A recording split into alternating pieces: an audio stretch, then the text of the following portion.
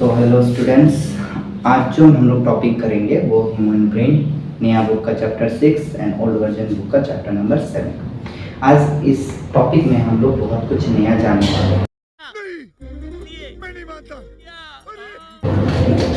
तो basically brain में 4 lobe होता है, frontal, parietal, temporal and occipital. ये वाला जो पार्ट है इसको ऑसिपिटल बोला जाता है, ये पैराइटल, फ्रंटल और ये टेम्पोरल। ठीक है, ये एनाटॉमी ऑफ ब्रेन है। जो चीज हम एनाटॉमी में करेंगे, एक होता है फोर ब्रेन, एक होता है मिड ब्रेन, एक होता है हमारा हिंड ब्रेन।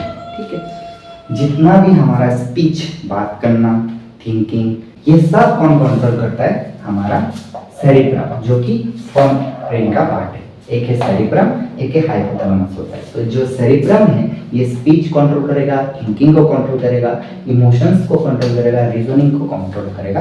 अल्टीमेटली हम लोग बोल सकते हैं कि ALU, अरिथमेटिक लॉजिकल यूनिट भी इसको बोल सकते हैं, जो कि सारा ये कंट्रोल करेगा। और जो फोर ब्रेन का जो ये हाइपोथैलेमस है, ये हंगर को कंट्रोल करेगा, बॉडी टेम्परेचर मेंटेन करेगा, स्लीप को भी करेगा, थ्रस्ट को भी करेगा। ऐसा तो नहीं है कि मुझे प्यास लगा है तो मैं पूरा दिन तक पानी पीता रहूंगा, ऐसा भी नहीं है मुझे भूख लगा है तो पूरा दिन तक खाना खाते रहूंगा। एक टुकड़ा उठा किसका? ककड़ी का। हाँ, ककड़ी का। और फिर इधर रखने का। तो उस चीज को कंट्रोल कर रहा है हमारा हाइपोथैलेमस कंट्रोल कर रहा है। ठीक है, फोर ब्रेन का मेन पार्ट एक है सेरिब्रम, एक हो गया हाइपोथैलेमस। और एक चीज सबसे इंपॉर्टेंट, ये जो ब्रेन है ना, ये बहुत ही सेंसिटिव ऑर्गन है।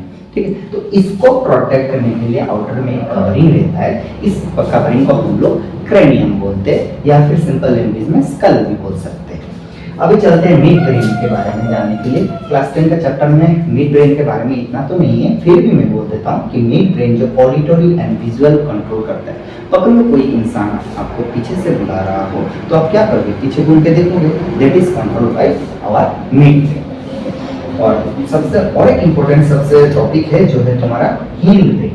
हिंड ब्रेन में 3 पार्ट होता है, एक होता है पोन्स, एक होता है मेडुला, एक होता है सेरिब्रम। तो सेरिब्रम के बारे में अगर बात करें, तुम लोगों ने कभी देखा है कि कोई इंसान शराब पी के घूम रहा है? कैसे घूम रहा है? लड़खड़ाता हुआ चलता है वो इंसान।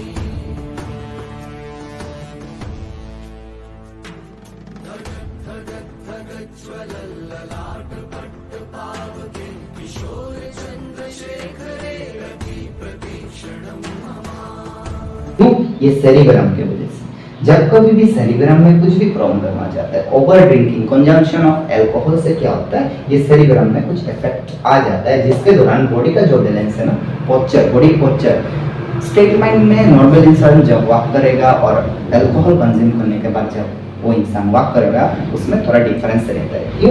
क्योंकि ये जो कंट्रोल है वो कौन कर रहा है? सेरिब्रम कर रहा है बॉडी का। और एक पार्ट सेरिब्रम जो हिंड ब्रेन के अंडर में पड़ता है, तो वो लड़खड़ाता हुआ चलेगा, उसका बॉडी का पोस्चर भी मेंटेन नहीं होगा।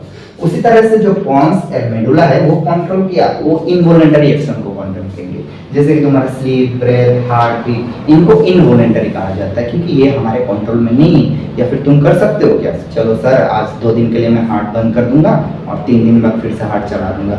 हाँ, ये हमारे कंट्रोल में नहीं है। हार्ट का जो बीट है वो कंट्रोल नहीं कर सकते। उसी तरह से हम लोग ब्रीथिंग को कंट्रोल कर सकते हैं क्या? ब्रीथिंग को कंट्रोल नहीं कर सकते। ठीक है, तो अल्टीमेटली ये ब्रेन का पूरा स्ट्रक्चर है, एनाटॉमी ऑफ ब्रेन है, जिसमें हमें पता चला कि ब्रेन का जो 3 पार्ट है, इन 3 पार्ट का क्या क्या फंक्शन है। ठीक है स्टूडेंट, चलो इतना ही।